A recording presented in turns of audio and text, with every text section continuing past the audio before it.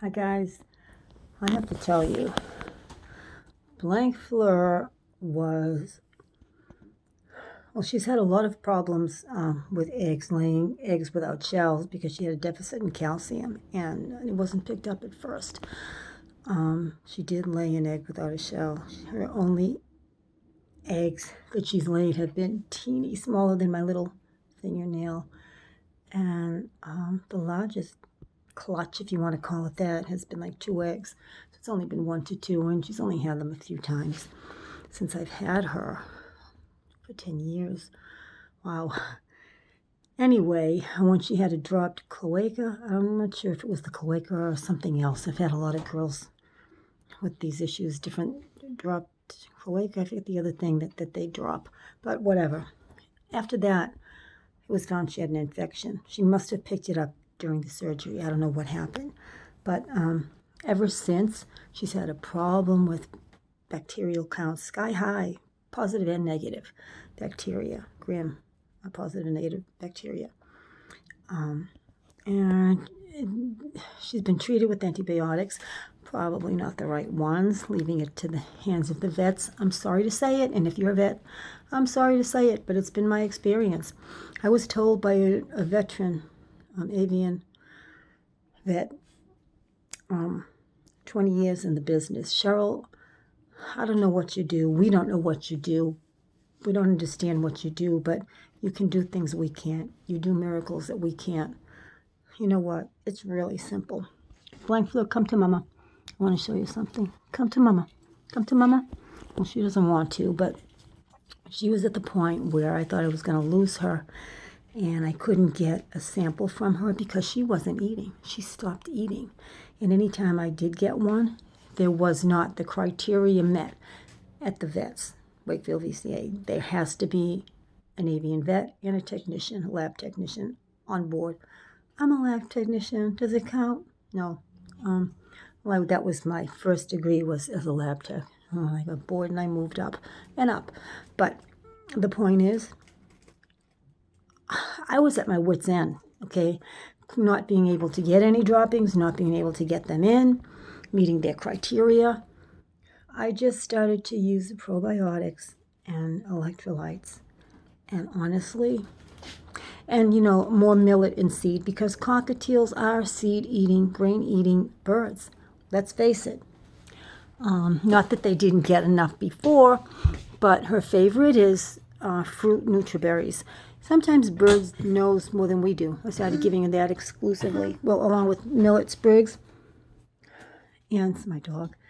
And you know what? She's back to normal. She has huge droppings and they're normal. And so anyway, this is what I had been giving her. Can you see this? It's called Electrovites. Electrovites. I don't know that you can see this, or if it will be backwards. Let's spell it. Electrovites. It's electrolytes, avian electrolytes. Basically, dextrose, sodium, chloride, potassium chloride, magnesium lactate, calcium lactate, sodium 10.000, potassium 5.00, magnesium 0. I think it says 63, calcium 0.44, chloride 15.00, lactate 1.07. Honestly, this is what's doing it. I'm putting just a drop in her water, and the probiotics I'm using, which are great. I have other calcium products, and I have a lot of other products, but this is what I'm using with her. Natural Gold by Pretty Bird was recommended by one of the best vets I've ever met. He's a stickler for detail, just like me.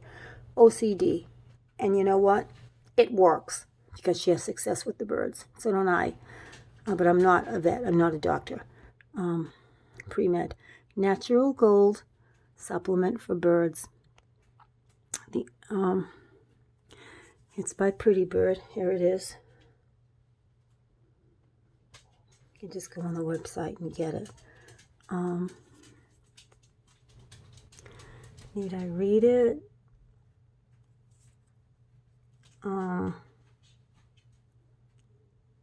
You know what? I'm not going to do that. You can just go and find it. There's too many ingredients. But I just sprinkle a tiny drop. I don't give what they say. What they recommend, you know what? No, I just sprinkle a little bit, and I do it according to the problem. Same thing with the electrolytes. I don't use a teaspoon in a cup of water. I use maybe an eighth, maybe a quarter of a teaspoon in a cup of water or larger. And this is what's working. Cockatiels are gentle souls. You know, they're not big parrots. They're not dogs. They're not cats. No need to go nuts. But I'll tell you something. Look at her. Can you see her? I don't know if you can see her or not. Hi, Blanc Fleur. What you doing, baby? What you doing?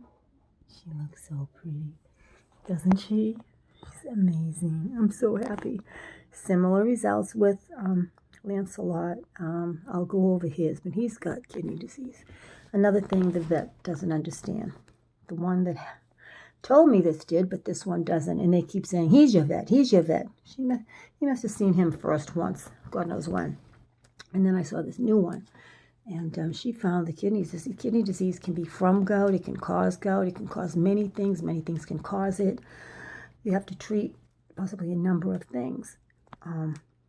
He's not doing as well, but he's doing so much better than he was. And he lost his mate, so he's had problems consistently. I'll just do his separately, okay? I'll come back and tell you the story because I think it's really interesting. And these are simple things that people can do without a vet. When's the last time your vet recommended electrolytes in the water? No, they tell you not to because you can endanger the bird. Or probiotics. They tell you not to because they're not proven to do anything really yet. Not enough research. Bull, okay? Bull. Trust me, 68, I'm going to be 69 years, Friday, the 29th, with birds. So I've just brought so many birds back to life, extended their lives, cured feather plucking and stuff just with nutrition alone. Nutrition is so important.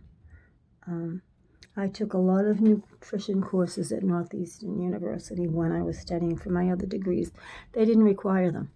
I thought, how can you work with patients if you don't know what they're eating, what it's doing?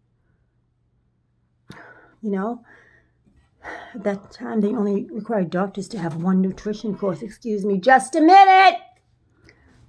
Now I think they have to take two. Okay, being paged. See you later.